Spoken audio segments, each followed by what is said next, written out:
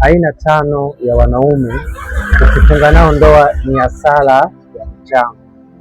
Ni vizuri ili kuweza kujua kwamba kuna aina 5 ya wanaume ambao ukifunga nao ndoa huwa unakuwa umepoteza ile michango au unakuwa umepoteza watu, kwa sababu mtaachana kwa muda mfupi, kwa kuwa watu wanapenda wanapochanga michango ya kufunga ndoa waone mnaishi pamoja kwa muda mrefu.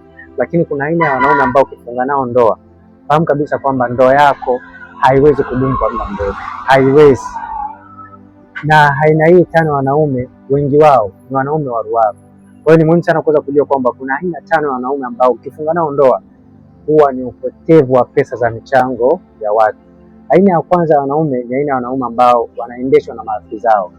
Ikiwa utafunga ndoa na mwanaume ambaye yeye anaendeshwa na marafiki zake, fahamu kabisa kwamba kuachana kwenye ndoa kwa muda mfupi ni jambo la kawaida. Yaani mwanaume yeyote ambaye hana msimamo wa kuweza kujisimamia katika maamuzi, yaani mpaka yeye aendeshwe na marafiki zake, ni aina ya wanaume ambao au ni aina ya mwanaume ambaye hastahili kufunga ndoa. Kwa hiyo kama utafunga ndoa na aina hii ya mwanaume, fahamu kabisa kwamba utakuwa umepoteza muda. Na pia aina ya pili ni aina ya mwanaume ambaye yeye starehe ni jambo la kwanza.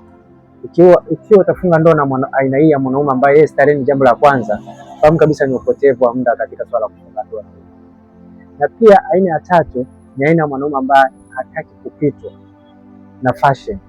Ni kweli kuna kila mtu anapenda fashion, lakini sio kila fashion uweze kuipapikia. Yaani unakuta mwanaume kisa Diamond amevaa nguo fulani na yeye anataka avae, au kisa watu wanatumia shisha na yeye anataka atumie. Kwa hiyo mtu yeyote ambaye au aina hii ya wanaume ambao hawataki kupitwa na fashion ni aina ya wanaume ambao ukifunga nao ndoa hamwezi kudumu kwa muda mrefu, yaani ni upotevu wa michango ya watu. Na pia aina ya 4 ya mwanaume ni aina ya mwanaume ambaye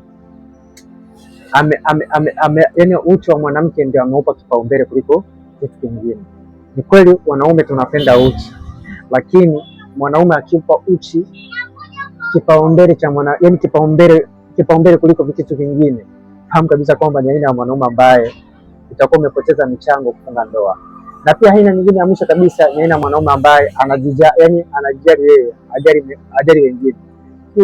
Aina hii ya wanaume ambao wanajijali wenyewe ni aina ya wanaume ambao ukifunga nao ndoa, au ni aina ya mwanaume ambao ukifunga naye ndoa ni upotevu wa michango, kwa sababu hautaweza kudumu naye kwenye ndoa, kwa kuwa ni mtu ambaye anajijali. Yaani yeye anaweza akakuumiza lakini hajali. Kwa hiyo huwezi kuvumilia kila siku mtu anakukwaza. Kwa hiyo ni muhimu sana kuweza kujua kwamba kuna aina 5 ya wanaume ambao ukifunga nao ndoa ni upotevu wa michango ya watu. Na pia nikukumbushe, kama una changamoto ya upungufu wa nguvu za kiume, hakikisha unapata hii dawa. Na kama una tatizo la kukosa hisia, hakikisha unapata hii dawa. Ni kwa shilingi 10,000 utaweza kujipatia hii dawa. Karibu uweze kupata hii dawa. Naitwa Isaac Kanyankole. Asante na